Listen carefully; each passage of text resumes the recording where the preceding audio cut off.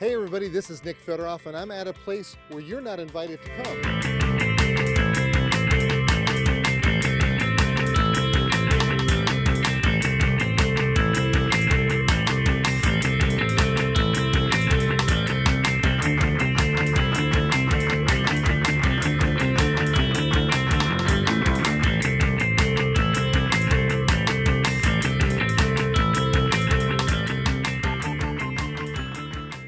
I'm having so much fun over here, seeing all the different vibrant colors and things that you guys are working on to bring into the typical home, office, whatever the case may be. You got pretty plants. Absolutely. Yeah. We love providing great plants for the garden. You know what? I got to tell you, I was kind of taken back by this particular plant right here. We have some petunias that are here, and what's really nice about these petunias is that technically I've been talking to them for about 17 years or so, and I never knew where they actually came from, and you introduced them to me. Absolutely. Wave petunias, man. They've been out for 17 years. All started 17 years ago with this one right here, Wave Purple. Okay, so this Wave Purple was the first one that came out. Was the very first one. And with that, because it's the first one, is it still in production? It is still in production, absolutely. You know, we're continuing to work on new colors, new hybrids, but the consumer really loves this great purple color, and so it's our #1 color, #1 seller. Now, as I understand it, there's 5 different varieties, if you may, of this Wave petunia, and we're talking something that for just about every lifestyle. Yeah, absolutely. You know, we have something that's a very early season, something that stays a little bit more managed, a little bit more controlled in the landscape. That's this great shockwave that you pointed to, Nick, right behind me. Makes this really nice mound, beautiful and decorative containers. The thing I really love about this one is its ability to bounce back after rainstorms. The flower size is just slightly smaller than the original Wave, which is right here. And because it's slightly smaller, it's the first one to be bouncing back and looking beautiful when you've had a big amount of rain. And then from there you go up to From there we go on to another petunia. It's one of these right here.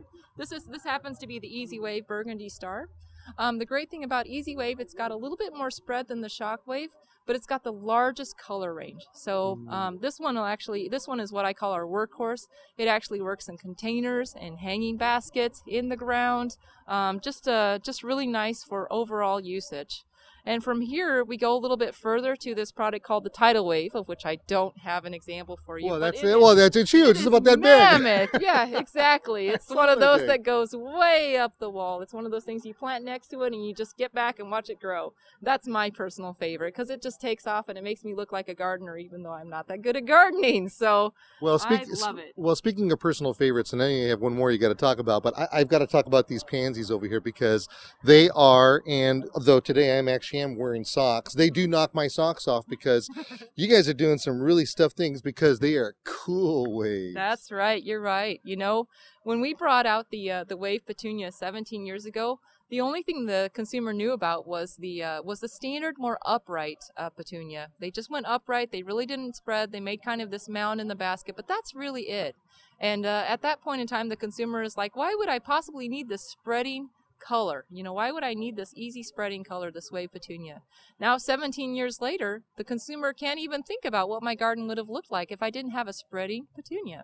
Well, you know, we're at that same point again. 17 years later, we found a product that finally has the same great, easy spreading color, same garden performance that Wave petunias do, and that's the Cool Wave Pansy. I am here with my marriage therapist, somebody who has the way to save my marriage. Well, I can tell you, I got married young. I've been married about 9 years, and this year with my job, I have to travel a lot. I had to travel on February 14th. Can you believe? Oh, that's a kiss of death, man. Oh, man, I was in so much trouble. But I have a simple solution for you. In the perennial world, our consumers are always asking for plants that have more flowers, more days of color, and the solution is Everlast. Now, how does that tie into February 14th? Well, I had Everlast in my garden at home, and right before I left, I had to leave on the 13th. I said, oh man, I'm in trouble. So I picked some flowers. I just came down to my Everlast, and there's so many blooms on it, it's almost like a cut flower. Now, it's not a cut flower variety. It's a true perennial dianthus. a great garden-loving dianthus that blooms all season long in almost every region. Obviously, if you're in the snow, it's going to go out of flower. It's going to be an actual perennial and come back later in the spring. Beyond that, the garden performance is superior. Let's say you're feeling like it's getting too big for your spot that you have it on the patio. It's a great product to just completely cut back, and you know in 7 or 8 weeks, it's going to completely reflush in flowers. Now, but if you look closely, some of these flowers are starting to age out. Typically, they almost deadhead themselves. If you look really closely, they just kind of pass away, let's say.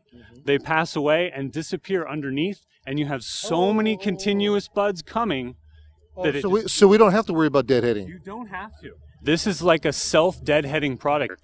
Most perennial dianthus are a single flower, and they don't throw up as many continuous flowers. This is a double flower, gives a fuller look, and our consumers are ecstatic with this product. You're going to see this out in the marketplace. It's a great product, and I'm really happy with it. Hey everybody, this is Nick Federoff, and welcome back to the trials, the secret trials, the place where you can't come to, but they allow me in. I don't know why, but I'll tell you something. So I got a little bit hungry, and I wanted to munch on some of these plants, and I started to munch on these right here, and boy, they were horrible tasting. You know, that's what they tell us. That's what they tell us. The critters say they don't like this one. We've been doing a lot of testing on them, and from our recollection and from everything we've seen, you know, deer and rabbits, unless they're really hungry and like the only thing that's left is liver and onions, this is something they're staying away from. These are Angelonias. You're right, Nick. Angelonias. Yeah, you're right. Okay. And let's tell us about the Angelonia, because this is not your common landscape plant, but there's so many things that are so fascinating about it that people really need to include it. I would say so. You know, this is kind of, I joke with all of my friends and I say, you know what, this is the best bedding plant you've never heard of. They've taken all the great attributes of Angelonia, which is its durability in the landscape, its ability to really stay flowering all season long. This thing, once you bring it into your home, kind of really around Mother's Day, it'll go through the heat of the summer, no problem. Makes this incredible backdrop. So we're looking about 12 to 18 inches here. Better branching, really stays upright. Tough as nails. Blue is a difficult color to breed with, and you know, you see here by this particular instance that the breeder on this product's really nailed it. Yeah, you've captured it very well. Well, if you want any more information on this particular plant, make sure you go down to your local retailer, nursery, garden center, ask your landscaper, grandmother, aunts, uncles, whoever. Get this thing for your lands. It is a great plant for that. Thank you very much for sharing this with us. Thank you, Nick. It's been a pleasure. Welcome to the Science of Things Green. This is Nick Federoff, and I'm at a very special place to where, quite frankly, you can't come. And the reason is that they don't want you here because they'd rather have you go to your local nursery and garden center to get these fantastic plants. Now, I'm here with Diane Hunt. How are you doing? I'm good, thank you. Well, you have something very special over here that really involves science and plants. It does, and it's actually a centuries-old science and plants combination. And how could that be?